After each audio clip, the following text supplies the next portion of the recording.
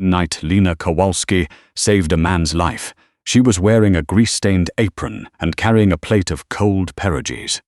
And that's the part nobody talks about. Not the grease stain, not the pierogies. People skip straight to the dramatic version.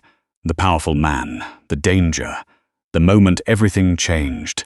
But Lena always remembered the pierogies because that's what her hands were doing when her eyes caught something they weren't supposed to catch.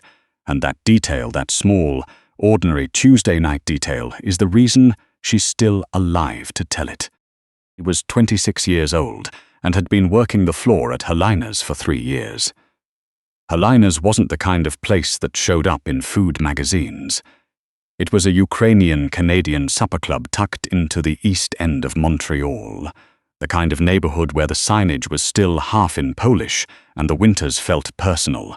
The dining room seated 40, the lighting was always slightly too dim, and the owner, a 70-year-old woman named Helena Petruk, who smoked thin cigarettes in the back alley and called everyone baby regardless of age, had given Lena the job because she'd shown up on a Thursday with a firm handshake and no complaints about the hourly rate. Lena was good at the work, not flashy good, quietly good. She remembered orders without writing them down for the regulars. She knew that Table 7 always wanted their borscht with sour cream on the side, not in it. She moved through the room with the kind of careful efficiency that comes from years of navigating tight spaces in a body the world constantly reminded her was too much. Learned early that if she didn't take up space confidently, someone would always be trying to shrink her further. So she moved like she owned the floor. Like the dining room was her kitchen, and everyone in it was her guest. She was 5'4" and weighed somewhere around 270 pounds on a regular week more, if the cafe downstairs had been selling those almond croissants again. Her dark hair was always pulled back for the shift. She wore sensible shoes because she'd been on her feet since she was 16, and she wasn't interested in suffering for aesthetics. The other servers, 2 younger girls who treated the job like a gap year, sometimes whispered things when they thought she couldn't hear. She always could. She'd stopped letting it move her a long time ago. 3. The night in question was a Thursday in late November. The city had that particular Montreal cold that doesn't ask permission. It just arrives, settles in, and makes itself comfortable until April. Reservation had come in under the name Callum, party of 8, private room. Helena had told Lena 3 things before the guests arrived. First, the private room was exclusively hers that night, no other servers. Second, the guests were not to be kept waiting, not even 30 seconds. Third, and Helena had said this one very quietly, with her cigarette held still for a moment, don't ask questions about who they are. Lena had understood all 3 instructions completely. Heard the name Callum before. Everyone in certain parts of Montreal had. Ronan Callum was not the kind of man who appeared in newspaper profiles or charity galas. He was the kind of man who appeared in careful conversations, in lowered voices, in the particular silence that falls over a room when someone important walks in and everyone pretends not to notice. He ran things. That's how people said it. He runs things. What things exactly was the part nobody ever specified. He was 41. Lena knew that the way she knew a lot of things. From listening, from paying attention, from being the kind of person that rooms full of important people treated like furniture. He came in at 7:15 with 7 other men, none of them smiling. They wore dark coats and that particular kind of stillness that comes from people who are always watching the exits. Lena held the door to the private room and said good evening, and not one of them looked at her directly. Ronan Callum looked last. He was tall, broad through the shoulders, with the kind of face that had probably been conventionally handsome 15 years ago and had since become something more interesting, harder around the jaw, quieter in the eyes. He looked at her the way a person looks at a doorframe. Functional, structural, present only insofar as it was useful. Been looked at that way her whole life. It had stopped stinging somewhere around age 19. Took their drink orders, scotch, mostly. 1 club soda, a younger man near the end of the table who kept his hands visible and his eyes moving. She brought the drinks. She brought the bread. She brought the first course without being asked, because she'd memorized the set menu Helena had approved for private bookings, and she knew they hadn't come to Helena's to deliberate over choices. The men talked among themselves. Business things that weren't quite business language. She moved in and out of the room without disturbing the rhythm of it. This was her particular skill, the ability to be present without registering. She'd spent years refining it without ever choosing to, and only recently had she started to understand that what the world had treated as her erasure was actually her education. And saw it on her 3rd trip into the room. She was carrying 2 plates in from the left side when she passed behind the man they called Brennan. Wide neck, thick hands, seated 2 chairs down from Ronan. There was a glass of scotch in front of him that had not been there on her last pass. She hadn't brought it. No one else was supposed to be in the private room. Set down the plates. She moved to the credenza to retrieve the pepper grinder, and while she was there, back to the room, she looked at the glass again in the reflection of the small framed mirror hung above the credenza. A decorative thing, tilted slightly, the kind of detail people never think about. Glass had a faint residue ring on the outside near the base. Not condensation. Condensation ran. This had a slight tacky quality to it, like something had been applied with a cloth and hadn't fully dried. She'd worked 2 summers during university in a catering kitchen. She knew what a tampered vessel looked like, because the chef there had drilled into all of them. You watch the glasses. Always. If you don't know where a drink came from, you don't serve it. Didn't move for 3 seconds. Then she picked up the pepper grinder and moved to the table. Went through 4 guests with the pepper grinder, working her way patiently around the table. When she reached Brennan, she made a small sound, an exhale, a stumble, nothing dramatic, and her elbow caught the glass. It went over. Scotch spread across the white tablecloth in a dark stain, and the glass hit the carpet and didn't break. Through the room went briefly still. A word she chose not to repeat. A few of the other men shifted. Lena was already apologizing, crouching down to retrieve the glass, folding a cloth from her apron pocket onto the spill. Her heart was moving fast, but her hands were not. "I'm so sorry," she said. "I'll replace this immediately." Took the glass. She went to the kitchen. Did not replace the drink. Stood at the sink and looked at the glass for a long moment. Then she put it somewhere safe, covered it, and went back to the dining room floor where Helena was watching the reservations desk. "Need you," Lena said quietly. Lena looked at her. Then she looked at Lena's hands. Then she came. Lena told her in 30 seconds. Helena listened without interrupting, which was how Lena knew she was being taken seriously. Then Helena picked up her phone and made a call that Lena was not in the room for. 12 minutes later, a man Lena had never seen before came through the service entrance, spoke with 2 of Ronan Callum's people in the hallway outside the private room, and the dinner ended in the careful, controlled way that dangerous evenings end when the people managing them are very good at their work. Lena finished clearing table 9. She refolded a stack of napkins. She wiped down the service station. She was putting on her coat in the back hallway at 10:40 when she heard him behind her. The waitress. Turned around. Ronan Callum was standing at the end of the hall with his coat already on and his hands in his pockets. He was looking at her differently now. Not like a doorframe. Said, "My name is Lena." He studied her for a moment.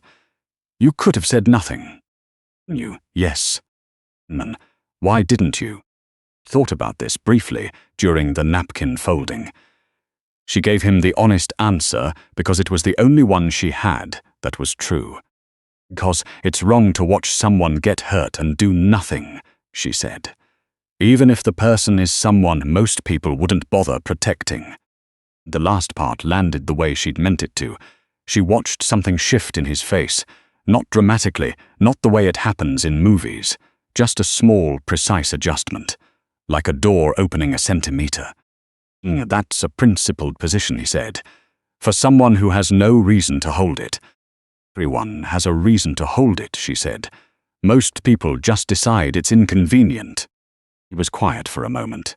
The hallway was narrow and cold, and smelled like the kitchen's exhaust and old brick. Neither of them moved. The person who brought that glass, he said carefully, was someone I trusted. Didn't ask who. That wasn't her part of the story. I'm sorry, she said, and she meant it, because betrayal is a specific kind of damage, and she knew what it felt like, even on a much smaller scale. Nodded once. Then he looked at her with that direct, unhurried attention that she hadn't experienced often from people who had the option of looking elsewhere. You're observant, he said. I'm invisible, she said. It's not the same thing, but people confuse them. Didn't respond to that right away. Then he said, Do you want to keep working here? Looked at him steadily. I like it here. That's not what I asked. Pulled on her second glove. I don't know what you're asking, Mr. Callum. I'm asking, he said, whether you'd consider a different position, something that makes better use of what you actually are. Thought about the two servers who whispered. She thought about the customers who talked through her. She thought about all the years of being looked past, talked past, valued only in the precise amount that was convenient for other people. She thought about the glass on the credenza shelf and how she'd seen it in a mirror that nobody else had thought to look at. What do you think I actually am? She asked. He considered the question as though it deserved consideration. Careful, he said, observant, loyal to something beyond self-interest, and underestimated by everyone in every room you've ever been in. Held his gaze. That last part isn't a quality. My line of work, he said quietly. It's the most valuable one there is. She went home that night on the metro, her coat buttoned against the cold, the city sliding past the window in streaks of orange light. She didn't make a decision on the metro. She let herself sleep first. She made herself breakfast in the morning, the good kind, eggs and toast, and the strong coffee her mother had always made, and she sat with it and thought carefully, the way she did with things that mattered. Called Helena at noon. Helena told her what she'd already half known, that the glass had contained something, that the young man with the visible hands and the club soda had confirmed the source, that the situation had been resolved in ways that Lena did not need the details of, and that Helena was grateful, and that Lena had a job at Helena's for as long as she wanted one. Lena thanked her. She meant it. She kept the job. Also, that afternoon, sent a message to a number Helena had passed along without commentary. Started 3 weeks later. Edition was nothing that had a formal title. She was listed in no paperwork under any recognizable description. What she actually did was sit in rooms, dinners, meetings, the occasional reception, and observe. She watched the things that people missed when they were busy watching each other. She catalogued inconsistencies, noticed when someone ordered something they didn't drink, when a conversation partner glanced at a door too many times, when the body language of a room shifted in a way that preceded something. She was good at it, because she'd been doing a version of it her whole life. When you move through the world in a body that other people have decided is a problem, you develop a particular sensitivity to atmospheres. You learn to read rooms before the rooms read you. You understand exits and entrances and the exact moment when a social dynamic is about to change. You develop, without meaning to, a precise and comprehensive map of how power moves through a space. Nan came to understand this about her gradually, the way careful people come to understand careful things. He didn't announce it. He didn't make a speech about it. He simply began, over weeks and then months, to ask her opinion. First on small things, then on larger ones.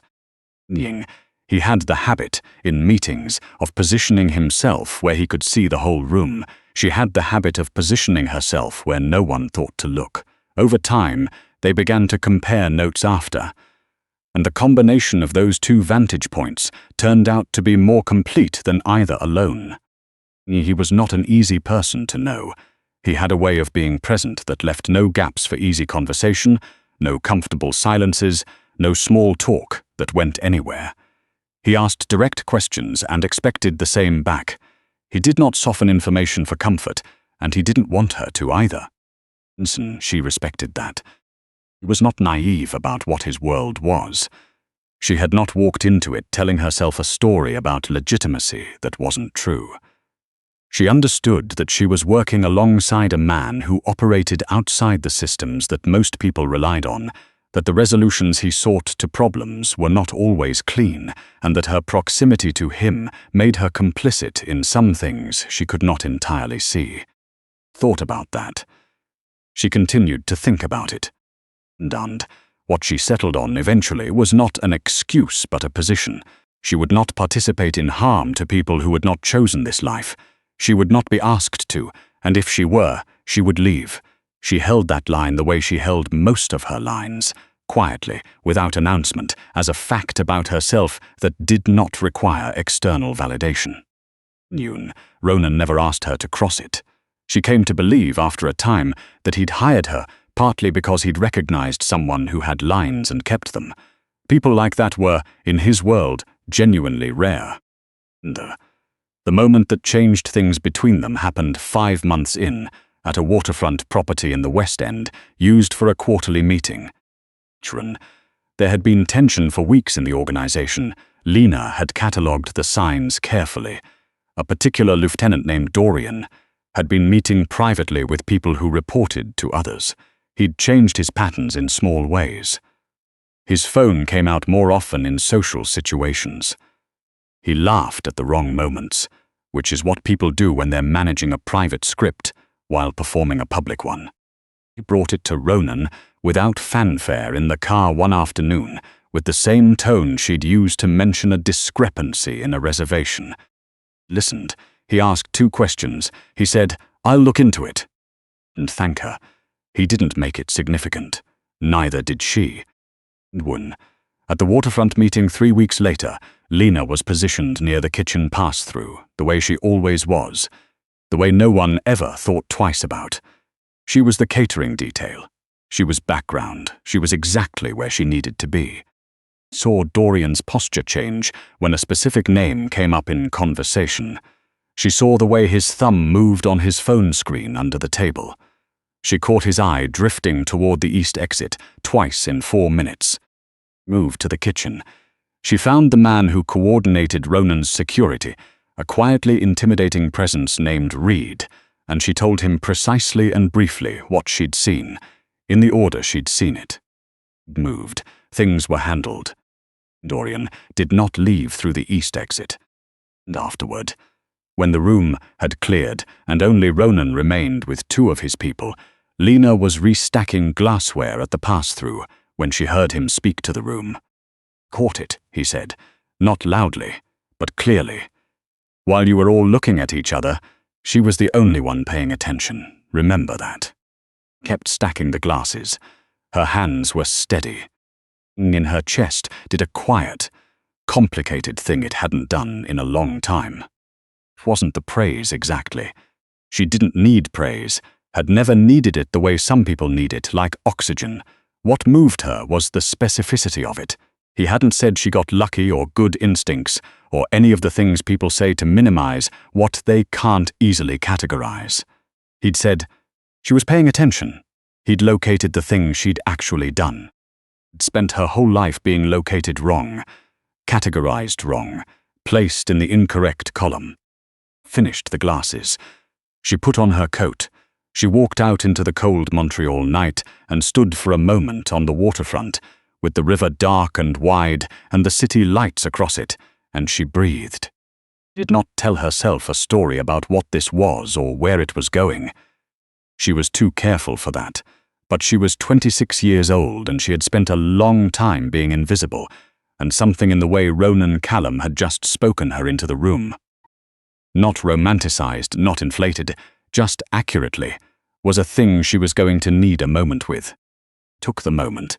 Then she went home. Yeah, the weeks that followed were not a fairy tale. She wants to be clear about that, in the same way she'd want to be clear about anything important. He was not suddenly warm. She did not suddenly stop being a practical, grounded person who ate eggs for breakfast and took the metro and kept her own counsel. What changed was subtler than transformation. It was more like the slow arrival of mutual comprehension, an accumulation of moments where two people who had both learned to operate alone began, without making a production of it, to operate together.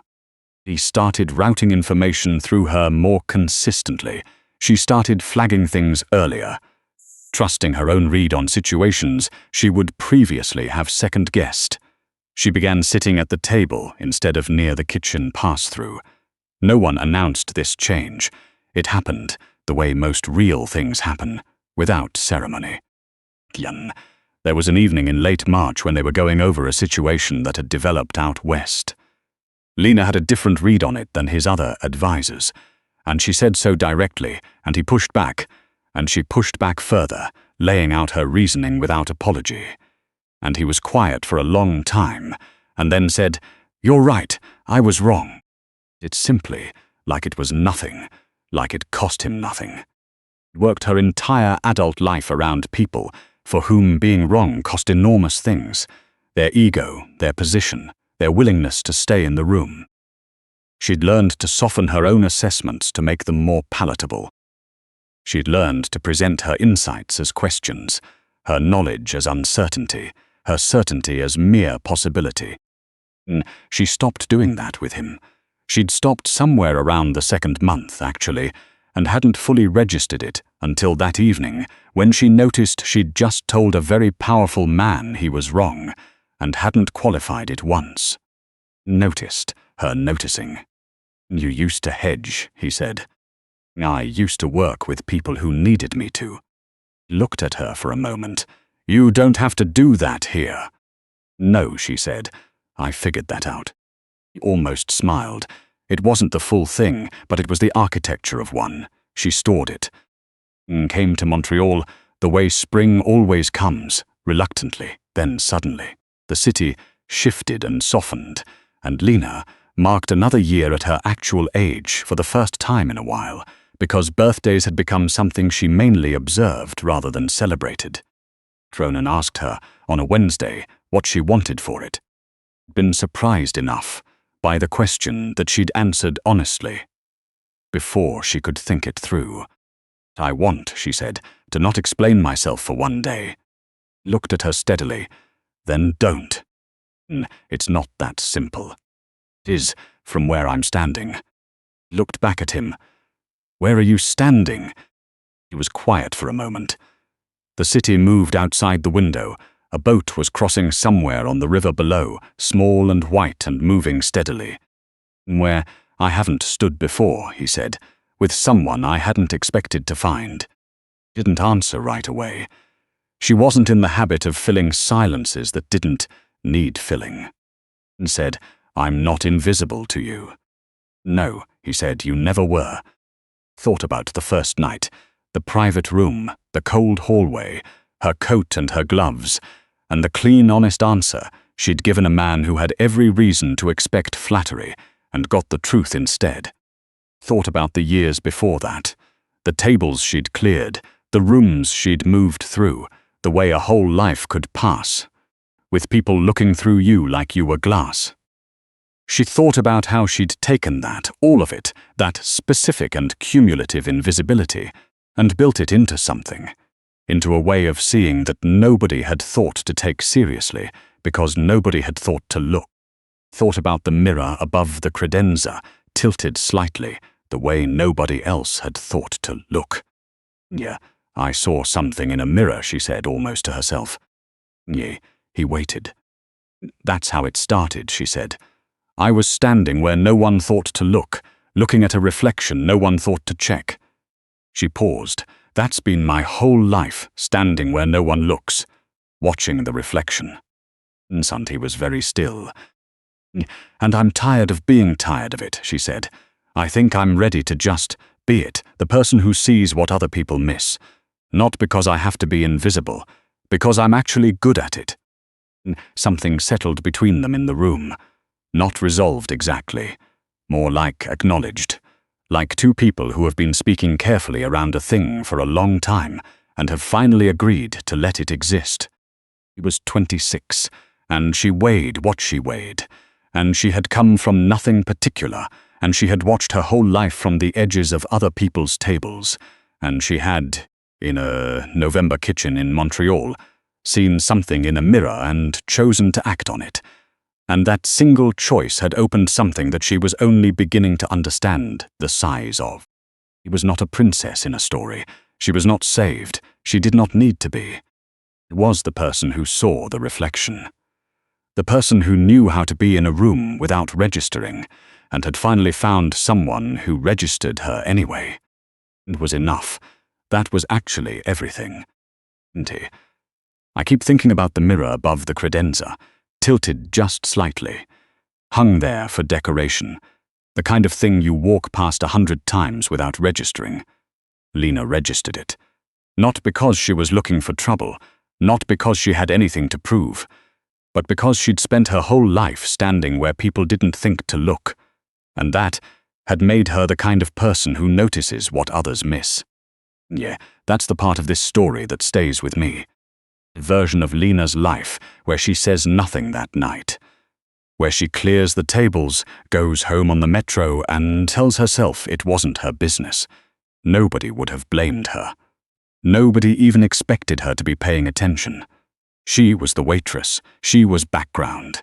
She was the person a room full of powerful men looked through without seeing. Saw.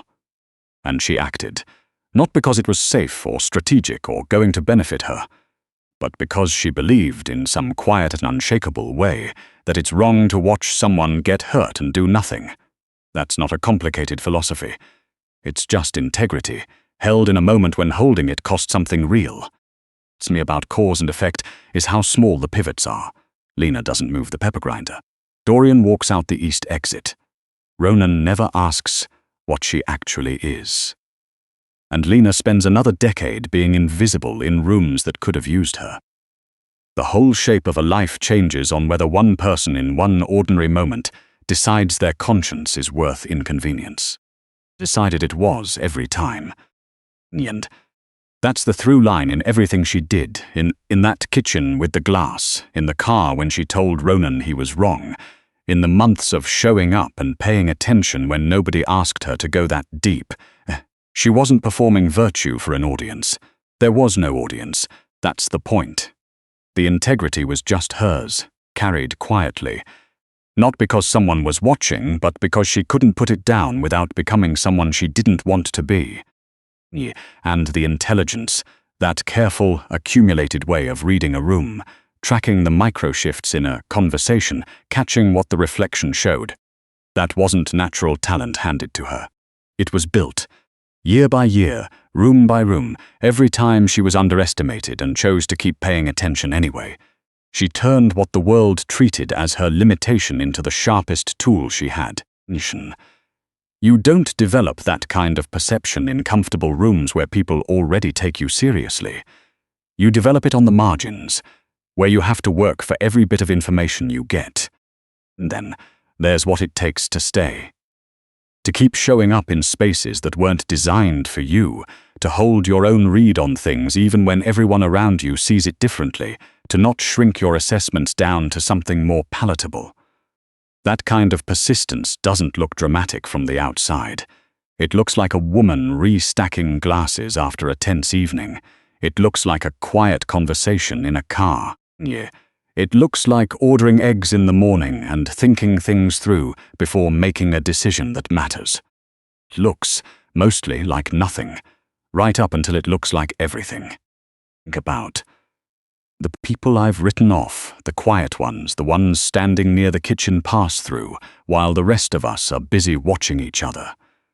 I think about how many mirrors I haven't looked at. Lena looked. That's the whole story, really. She looked where nobody else thought to.